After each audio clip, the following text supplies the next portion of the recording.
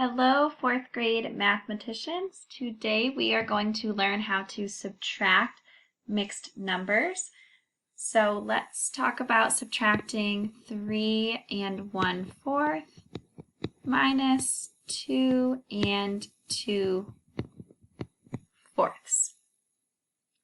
So when I subtract, it's a little different from adding. I don't need to model both of my mixed numbers. I only need to model my total. So I have 3 and 1/4. I'm taking away 2 and 2/4.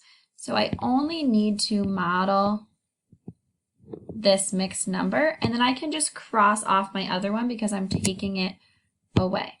So I'm going to use these manipulatives here, and you can use them when you do your work to help me keep my models nice and neat. So I have 1, 2, 3 wholes here that I'm breaking up into fourths. I know I'm breaking up into fourths because that's my denominator. So you always look at your denominator to see what you are breaking up your models into.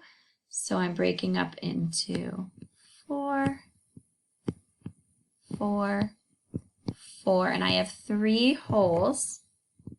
That means that they will be completely shaded in. So I have 1, 2, 3 wholes with fourths completely shaded in. But I still have this 1/4 piece, so I'm going to drag down another model and split it up into fourths. And this time I'm only shading in one of those pieces because that represents my 1/4. Now I'm taking away 2 wholes and 2/4. I'm going to take away my 2 wholes first. That means I can cross off this whole thing because that is a whole. Then I have to take away 2/4. So now I'm looking at my pieces. I'm going to start at my model that's not completely full and take away 1/4, 2/4. Now I'm counting my shaded pieces to see what I have left. I have no holes left. I have 1, 2, 3/4 left.